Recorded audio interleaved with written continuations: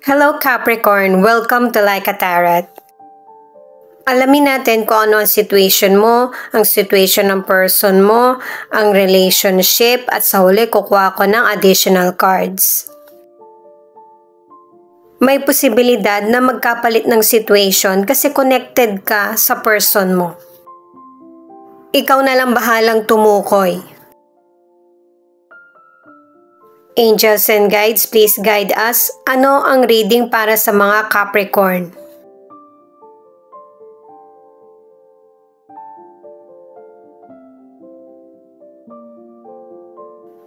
Happiness.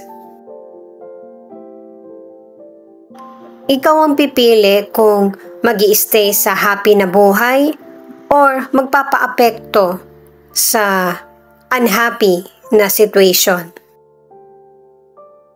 Para sa mga bagong viewers, ang reading na ito ay timeless reading, general reading at guide po lamang. Hindi po magre-resonate sa lahat kaya kunin mo lang yung akma sa sitwasyon mo. At kung kailan mo napanood ang reading na ito, yon ang start ng 1 week reading para sa iyo.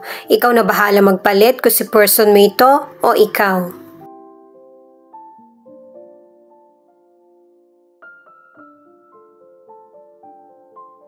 Knight of Pentacles, Four of Pentacles, the Wheel of Fortune in reverse.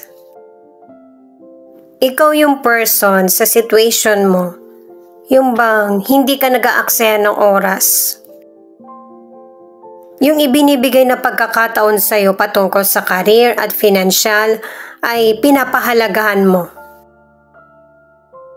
At saka ipinapakita rin na ang ilan sa inyo ang malaking issue sa buhay mo ay financial or money.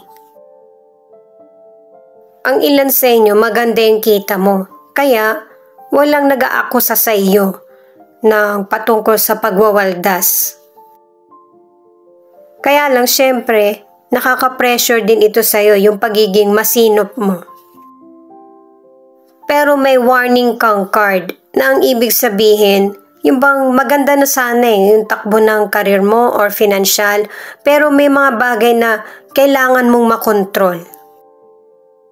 Hindi ito yung tamang panahon para magsimula ng bago, lalo na sa mga single. Kung gusto mong magkaroon ng bagong relasyon, hindi makakabuti. Yung mga gustong magpalit ng trabaho o kaya mag-invest or negosyo, huwag muna. Kasi base sa mga cards ay may delay at saka hindi aayon sa iyo yung kapalaran. Hindi ito panghabang buhay, pero may mga sitwasyon kang kailangan harapin, single ka man or nasa relationship. Sa ilang single, may potential person ka makikilala. Pero dahil sa mahiyain ka, hindi mo maipakita kung ano yung totoong ikaw dun sa person. Kaya ang advice ng mga cards, okay lang yung ganyang feeling. Pero makakabuti din na kilalanin mo muna yung potential person. Para maipakita mo yung totoong ikaw at gumaan yung pakiramdam mo sa kanya.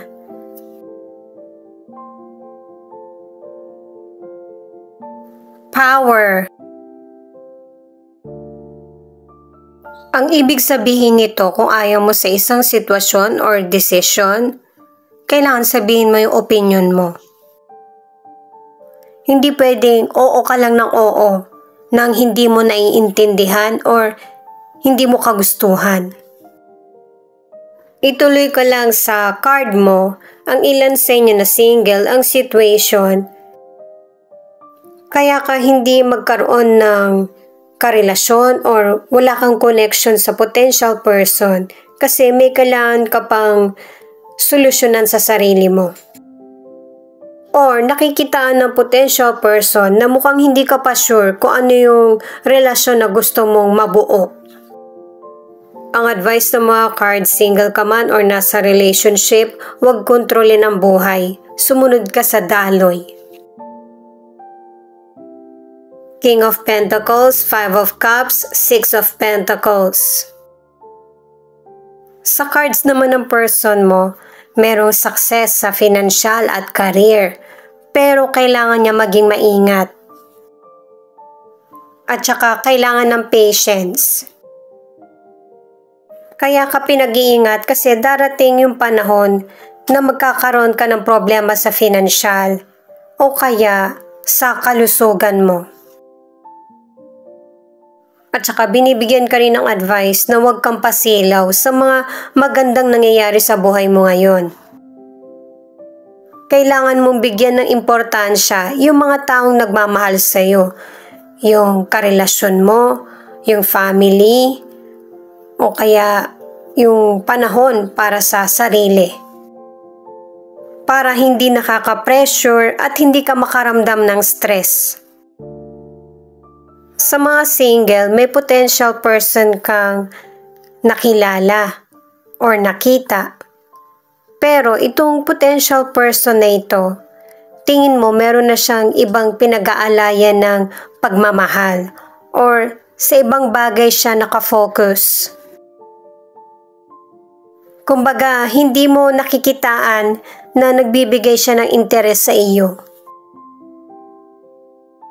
Sa mga nasa relationship naman, ang advice ng mga cards, kung magmamahal ka sa person, hindi kailangan one-sided.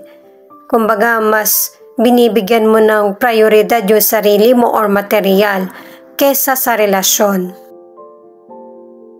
Kaya ang ilan sa inyo na nasa relationship ay nakakaramdam ka ng kakulangan o kaya kalungkutan.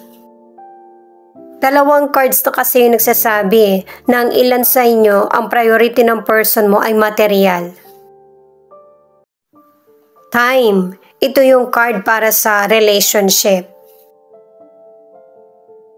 Ang iba pang meaning nito, yung bad news ay yung mabilis tumakbo yung oras. At ang good news ay yung ikaw yung main na character. Kaya nasa sa iyo kung paano mo gagamitin yung oras mo sa tama. Balik ulit tayo sa card ng person mo. At ang advice ng mga cards, hindi naman ganun kasama yung kita mo eh. Mas maigi na i-treat mo naman yung person mo or yung pamilya. Mukha kasing ang ilan na nasa relationship, nakalimutan mo na sa sobrang focus mo kung ano talaga yung priority mo sa buhay at kung bakit ka nagpupursige. Ito yung mga cards mo para sa relationship. Queen of Cups, Nine of Swords, at Ace of Wands. Sa career or business, importante rin na may maririnig kang opinion mula sa mga kakilala or kasamahan sa trabaho. Dalawang cards na kasi nagsasabi niyan. At saka ang ilan sa inyo, hindi naman lahat ng tao, kung ano yung pinag-aralan mo, dun ka mapupunta.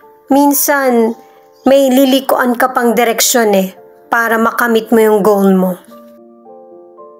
Nangyayari talaga sa buhay natin sa career at saka sa love life na kahit hindi natin gusto ito pero dun tayo napupunta.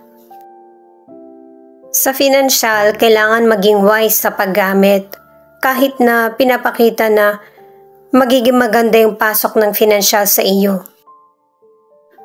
At kahit magkaroon ka man ng problem sa financial, pansamantala lang ito, magagawan mo pa rin ng paraan na makaahon sa financial problems mo. Sa health, ang ilan sa inyo ay meron kang inaalagaan na may sakit. Pero syempre, darating tayo sa panahon na yan. Kaya kung meron kang may tutulong ay ibigay mo. Ang ilan sa inyo, huwag mong kimkimin yung mga problema mo. Kailangan mo din masabi ito or libangin ang sarili. At para naman sa ilan, good health. Magkaroon ka man ng sakit ay hindi naman ito ganun kalala. Sa mga nasa relationship naman, ang advice ng mga cards, dalawang cards na yung nagsasabi na maganda yung relationship nyo ng person mo. Pero ang ilan sa inyo, nagkakaroon ng misunderstanding. At ito yung dinaramdam mo. Pero kung gusto mong harapin yung situation, ikalma mo muna yung sarili mo. Sa mga single, 2 cards na yung nagsasabi na may potential person na darating sa buhay mo. Kaya hindi mo dapat katakutan na baka maging single ka na lang habang buhay. Maraming paraan para maging happy kaya hindi mo kailangan malungkot kasi single ka. Itong 9 of Cups ay may paparating na success at happiness sa buhay mo. Di ba nga sabi kanina ng mga cards na merong delay na mangyayaring sitwasyon sa buhay mo. Tagumpay ito na patungkol sa career o kaya relasyon. Ang card na ito na The Magician ay positive para sa partnership, sa relasyon man o kaya sa career. Lalo na sa career, di ba meron kang kailangan matutunan para magkaroon ng progress yung buhay mo. Itong last card ay The Chariot. Katulad ng sabi ng mystical card kanina, yung patungkol sa time, kakailanganin mo talaga ito. Kasi marami kang kakaharapin na challenges na mahihirapan kang pagsabayin. Yun bang kulang na lang hatiin ka sa sobrang busy mo, hindi mo alam kung alin yung uunahin mo. Pero maging kalma at saka isa-isahin mo kung ano yung dapat mong unahin at yung dapat mo munang pakiusapan na maghintay. Pero positive yung mga additional cards na iyan patungkol sa tagumpay at saka sa abundance. Marami nga po palang salamat sa mga nag-like, share, comment, and subscribe at pati na rin po sa mga nakikinig at nanonood. San man panig kayo ng mundo, ingat po kayo palagi. Ito naman ang angel number mo. 407. Remain strong, find ways where you will not need to sacrifice yourself for the job. 1111. New beginnings. 444. My life is full of wealth, health, and happiness. Type 444 to affirm.